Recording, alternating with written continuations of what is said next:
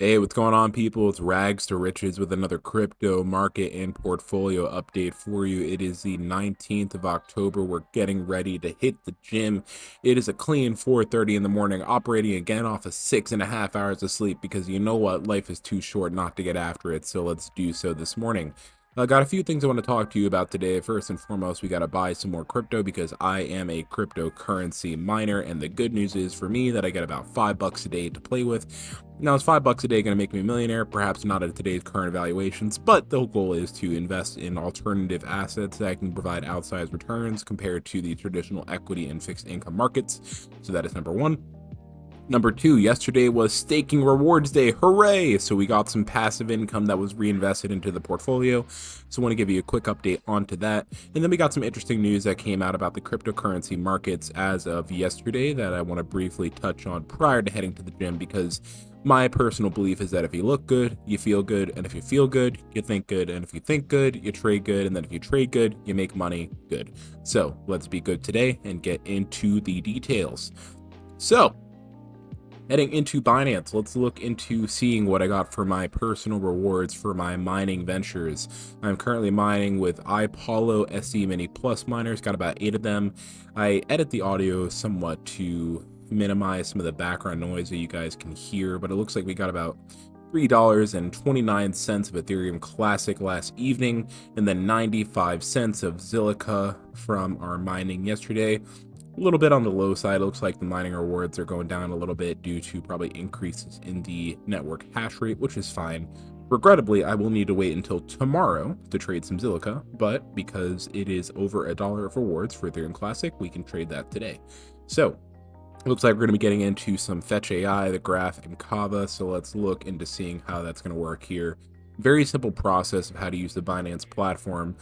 First and foremost, there is no US dollars allowed to be buying crypto on Binance because our friends got banned.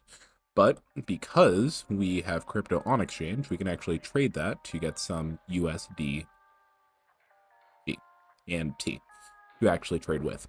So we're going to go over into sell and then market, and then drag that all up to 100 because I do not like the Ethereum Classic project in comparison to the Ethereum version going around today. So we're going to sell all this. I wouldn't even say S coin, but coin that I have no intention in participating in.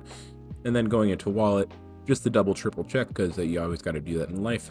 Let's make sure our lowest value is going to be for Fetch AI. And it looks like about $2 off from the graph. So we're going to buy about 2/3 of whatever I just got in USD T into Fetch AI. So let's go FET,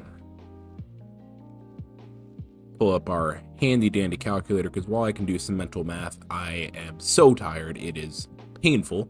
So we got $3.49 divided by 3 times 2 for 2/3. Looks like we're looking at $2.32 of Fetch AI for today's purchase. So, and as you can tell, I literally just forgot the number because I just woke up. $2.32. Okay. 2.32. Excellent. Put in that buy. And it was filled. Hooray for me. Now going to the next purchase, we're going to be seeing what is the lowest dollar denominated value. Oh, looks, it's still Fetch AI. So we can buy some more of that, which is fun. So let's go over into buy. I want to do so into spot trading just because I get some more visibility into how all that looks. Go back into FET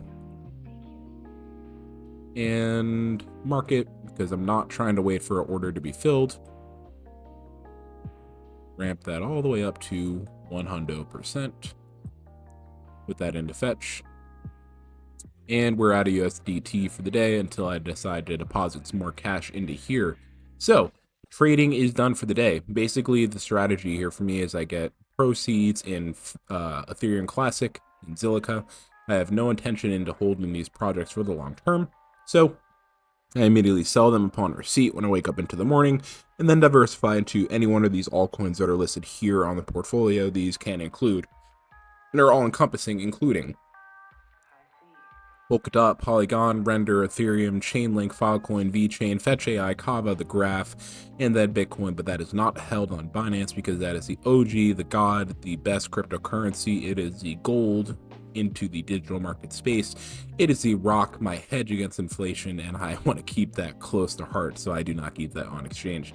But getting into step 2 of the strategy, when I receive rewards and I convert that into altcoins that I think are more interesting to hold into my portfolio for the long term, I then stake them on chain, which is the reason why I'm actually doing this on Binance. Binance is one of the few exchanges left in the US that actually allows for staking facilities to be on the exchange.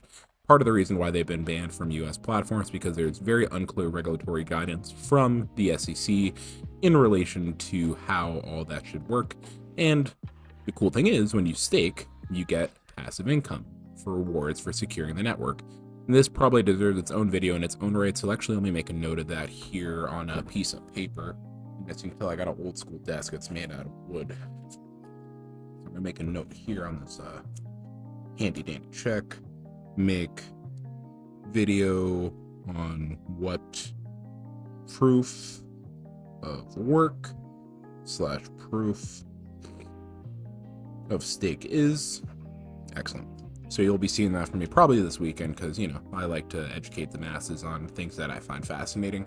But yeah, the cool thing with staking is that every single morning when I actually purchase these assets that actually have a proof of stake protocol, I get passive income by staking them to secure the network. And in the case of what I just bought, what you literally just saw me buy, looks like I'll be getting a 14-cent raise today. So hooray for me, we are going to Ibiza. It is amazing. Now, while I don't think 14 cents is really going to change my life into the short term, when you compound 14 cents at today's prices over a period of 2 to 5 years, and then of course we consider price appreciation that I hope occurs for these underlying projects, given that I think they're underutilized, underinvested, and misunderstood by the investment community, then over time those rewards aren't going to be 14 cents for the case of Fetch AI today, but they're going to be more like $14 or $30 or $100. And when you compound those kinds of returns over the long term, you have some really interesting outcomes that occur. And that's kind of the goal with my staking activities here. Now, there's a number of protocols that you can stake on the Binance platform, but I'm only participating in the ones here. Yesterday was Crypto Rewards Day, and it looks like we got 0.5 FET for our rewards for yesterday. It's currently yielding a 4% annualized yield. On Kava, we did get rewards as well. Looks like we got 0.37 Kava for free, just sitting on the network. Then for VeChain, we also got some VTOR, which is the staking token that you actually get for staking on the platform. And it looks like I got 25 VTOR, which is awesome. And then Polygon, we also got some rewards for that as well.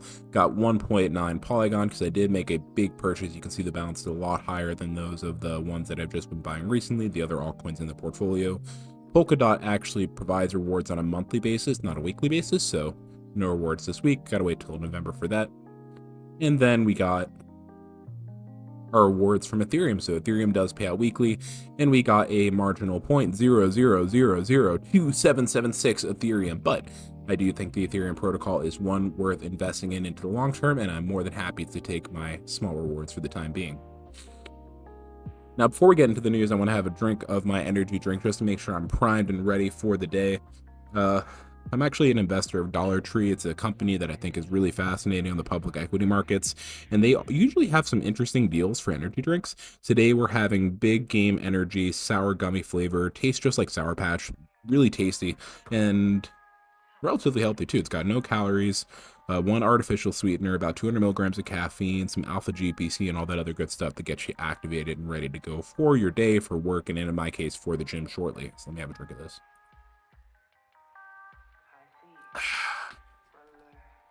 As you can tell, I enjoyed that with the sigh. All right, so we got some news from the cryptocurrency markets. Reddit cryptocurrency moon plummets about 90%. The community is furious. Well, of course you are, because I don't know if you got rug pulled, but there's no underlying asset with this token here. Reading into the news here, the cryptocurrency moon, closely associated with the social media platform Reddit, has witnessed a staggering 90% drop in its value, leaving the community in an uproar. The collapse, as showcased in the recent trading chart, has left many investors and enthusiasts bewildered and questioning Reddit's recent moves. The price chart of Moon USD depicts a clear and stark downturn, with the token plummeting from highs of approximately 65 cents to lows of close to 5 cents. Such a swift and deep descent inevitably raises questions about the catalyst beyond this downward spiral. Now, I could probably go on chain and do some research as to why the token basically just fell off a cliff as of the time of writing this article. What I will say is that there's going to be a lot of tokens that come out from companies and investors and individuals that want to actually capitalize off the rise of cryptocurrency into the public markets.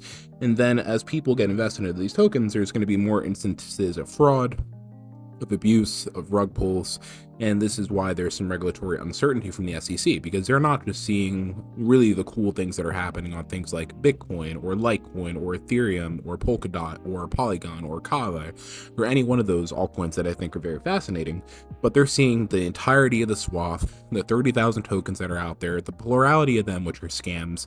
And I'm not sure if the one for Reddit is a scam, but when you're looking at an asset that has no underlying fundamental value, that actually doesn't have a use case for people to invest in, a value proposition that actually improves the economy, improves the world, and improves the way that we get to transact with each other, it's not surprising to see that the token dropped by 90% because there's nothing to invest in. It's an overinflated value. It's an overinflated value. So unfortunate for anyone that involved into the Moon protocol. I do think if you want to use it for Reddit's platform, it's kind of like a cute and quirky thing to do, but I don't think the asset class is investable.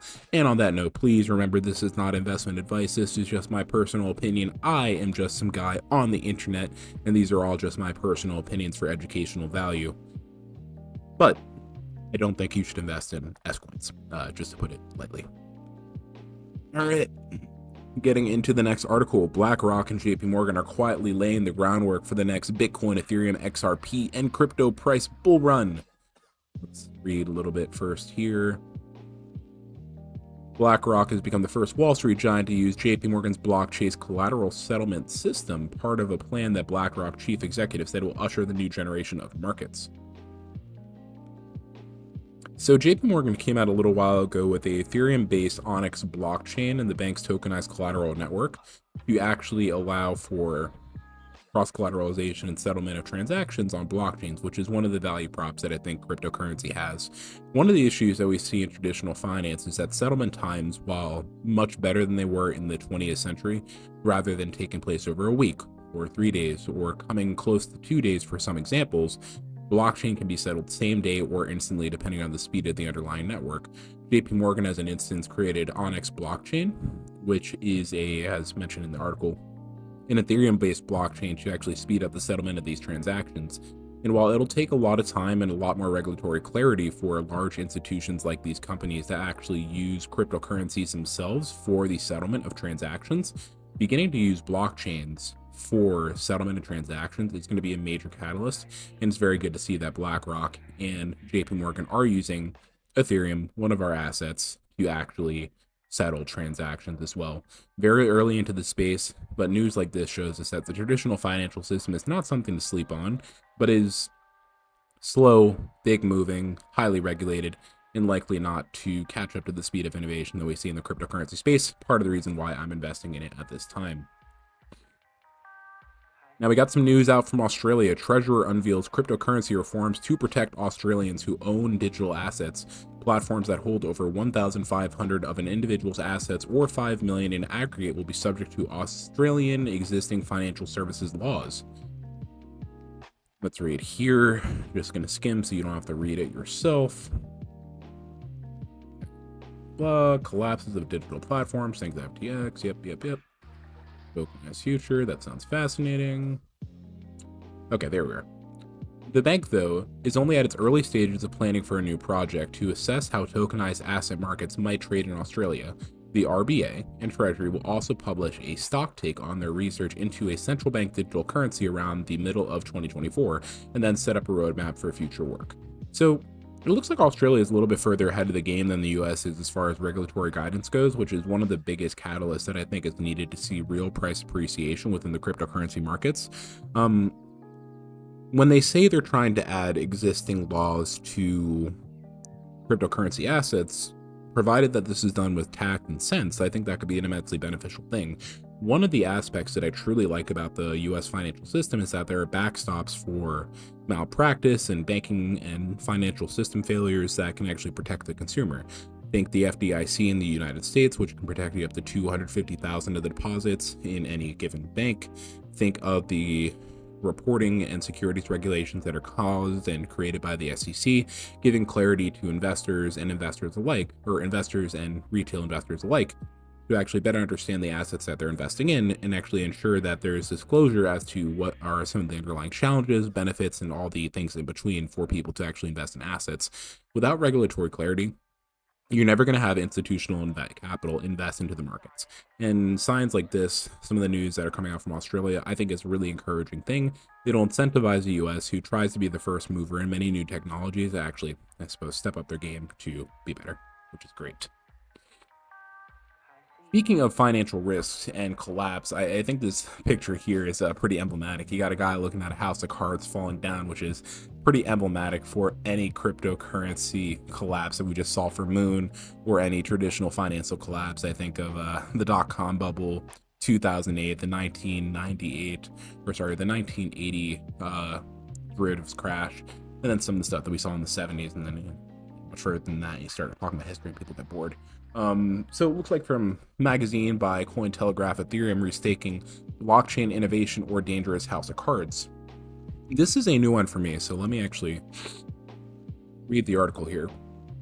Ethereum restaking proposed by middleware protocol Agent Layer is a controversial innovation over the past year that has brought some of the brightest minds worried about potential ramification. Restaking involves reusing or staked up Ether tokens to earn fees and rewards.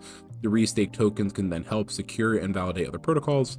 Proponents believe that restaking can squeeze additional security and rewards from already staked ETH and grow the crypto ecosystem in a healthier way based on Ethereum's existing trust mechanisms. Okay, I understand what this is about.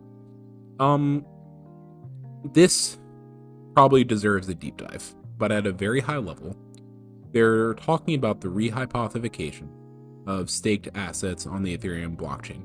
And I just spoke some financial Chinese, so let me speak that in plain English. Rehypothecation means that you are spoofing or creating fake or derivatives or second things in existence that don't exist. I'll give you a clear example. Let's say I loan you 10 bucks. Okay, now I am owed 10 bucks, you have 10 bucks, and you owe me 10 bucks. But at the same time, you then loan your friend 10 bucks, but you never pay me back. Now, I theoretically have $10 in a credit, you have $10 in a credit, and you owe, or you're owed back $10, and now your friend has $10. When you rehypothecate or loan out something that has already been loaned out, when you create something into existence which has already been created, you create risks of counterparty risk, of people not paying you back, and of the whole system unwinding if any one of those people in the chain do not do what they are expected to do.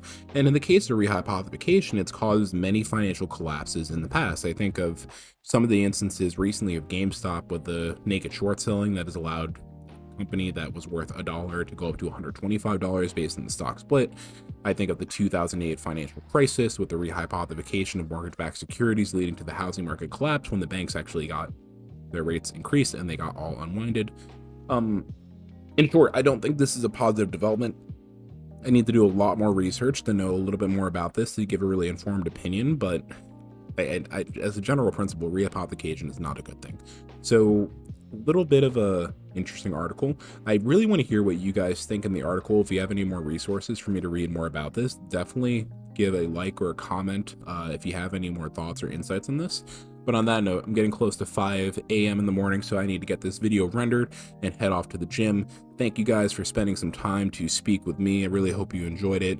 As I mentioned in every video, the goal of this channel is to make sure that we all have informed information as we head into these volatile markets so we can make informed investment decisions and turn our rags into riches. On that note, be good today, be kind to each other today. Let's get after it today. Let's make it a great day, and I will talk to you soon.